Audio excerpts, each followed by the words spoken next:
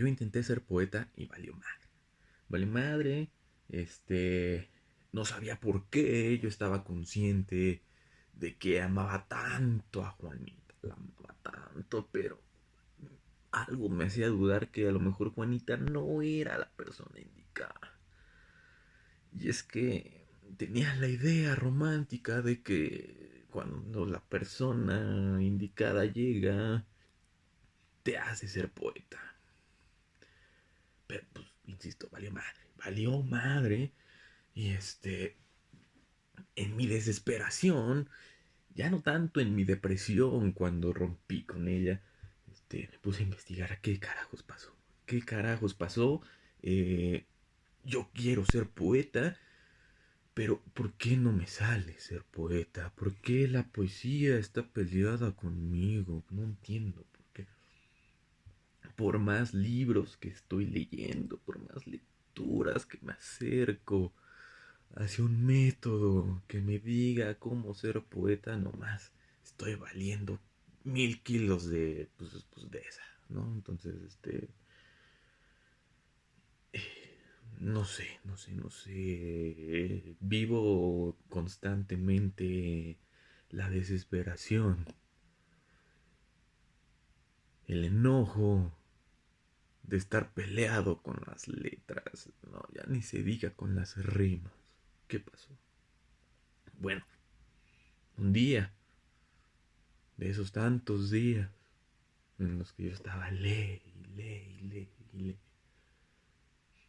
nunca me di cuenta que la respuesta o parte de la respuesta, porque pues aquí los puristas en la filosofía dirán que la filosofía no da respuestas.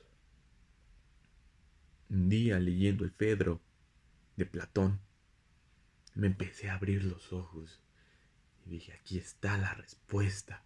Para mí es respuesta. Bueno, carajo. Dice Platón en el Fedro. A ese lugar supraceleste no le ha cantado poeta alguno de los de aquí abajo, ni lo cantará jamás como merece. Y dije, ok, al menos no he sido el único que ha fracasado. Fracasado en cantar a los de allá arriba, a los supraceleste. Yo le quería cantar bien a Juanita, no a los de supraceleste. Entonces ahí empecé a decir, güey, creo que ahí está tu error. Creo que tu error está en quererle cantar a alguien. Y evidentemente la divinidad no es alguien. Ahí empecé a ver cosas. Y dije, bueno, pues si Platón empieza a decir esto, voy a ver qué más dicen otros diálogos. Y en el guión dice lo siguiente. Es una cosa leve, alada y sagrada el poeta, y no está en condiciones de poetizar antes de que esté endiosado, demente y no habite ya más en él la inteligencia. Ok, yo siempre procuré que esté en mí la inteligencia, pero parece que la inteligencia no es condición para poetizar. Qué güey he sido. O sea, ni he estado endiosado ni demente. Considero que estoy en estado en mis cinco sentidos. Siempre he estado en posición de mí a menos de que me he puesto una buena peda, pero más allá de eso, nada, nada. Entonces, pues empieza uno a leer y a leer cuando se empieza a iluminar el camino. Y más adelante dice lo siguiente en ese mismo diálogo, Platón. No es gracias a una técnica por lo que son capaces de hablar así, pues, los poetas, sino por un poder divino, sino por un poder divino. En la torre, o sea, todo este tiempo lo he estado perdiendo porque creí que el hacer poesía venía a raíz de una técnica que se hallaba en los libros de cómo hacer poesía. Casi libros de superación personal. Y no es así. Y dije, pues con razón, me la paso todo el tiempo frustrado, enojado, no me sale. porque la poesía trasciende más allá de esa técnica, de los versos, de la rima, de hablar de cierto modo, sino de un poder divino que vete tú a saber en dónde está, en dónde carajo se consigue. Quiero ir a la tienda, quiero ir a la facultad y que me otorguen ese poder divino. Pero pues no ha pasado que vendan el poder, ese poder divino por kilo. Pues también me acerqué a los poetas, para ver si les podía aprender algo, para ver si entre sus letras, si entre sus cantos, se puede saber algo de qué los hace ser poetas. Pero evidentemente entre también más leía poesía, decía, no, güey, esto está muy cabrón. Y más cuando uno de ellos, Hölderlin, te habla así. Mi oficio es gloriar a los más elevados. Para eso me dio el lenguaje el Dios y puso gratitud en mi corazón. O sea, Hölderlin no te está diciendo hay que rimar así y hay que escribir así. Por el amor de Dios, o sea, también te está hablando de cierta condición divina del que poeta es sujeto y yo evidentemente no he tenido ese poder divino. No he estado endiosado. Por más enamorado que esté, no, no ha sido suficiente. Eh, y bueno, Heidegger, un filósofo que tuvo interés en la poesía de Hölderlin, dice que la poesía no es un adorno que acompaña la existencia humana. No es un adorno. O sea, no es que sea poeta y en el aire las componga. Dice, continúa Heidegger, ni solo una pasajera exaltación y un acaloramiento y diversión. O sea, no, pues valió madre. Yo para lo que quería ser poeta era para eso y me sale con esas cosas. Pues evidentemente, ahora ya entiendo por qué estoy fracasando. Dice, la poesía es el fundamento que soporta la historia. ¿Qué quiere decir esto?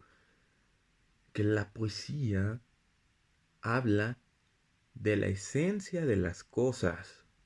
Pero evidentemente la poesía, al hablar de esto, no se limita a rimar bellamente para hablar de las cosas.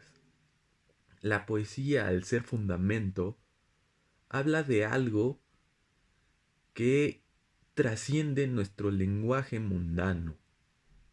Es el lenguaje que no necesita una rigurosa interpretación. Es el lenguaje con el que el más estudioso de las letras se puede comunicar con la persona que no ha ido, por ejemplo, a la escuela. La poesía trasciende ese lenguaje. Y es ahí en donde el lenguaje se devela no como instrumento del ser humano, sino más bien que el lenguaje nos posee a nosotros.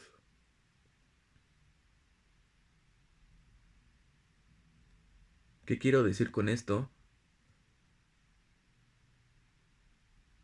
Regresemos a Platón al guión.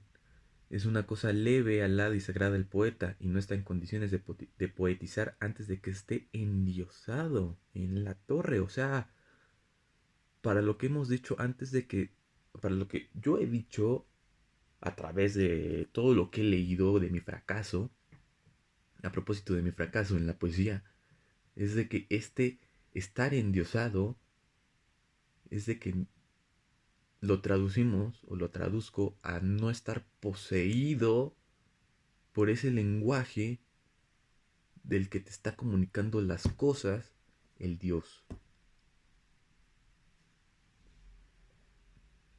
A eso es el poeta. Entonces, habríamos que cuestionar, yo me tendría que cuestionar qué clase de poesía es la que estaba buscando hacer.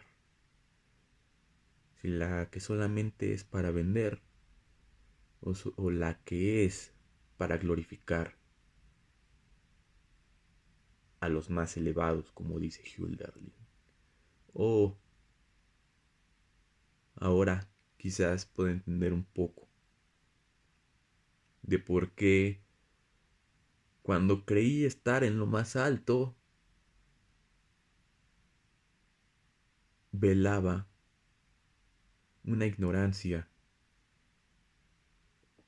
con respecto a estas cosas. El poeta no es alguien que de la noche a la mañana dice, quiero ser poeta. El poeta es alguien como tú, como yo, que hace cosas mundanas, que hace cosas que a lo mejor es un godín, que a lo mejor es un artesano, a lo mejor es un chofer de micro, a lo mejor es el más erudito de los seres humanos.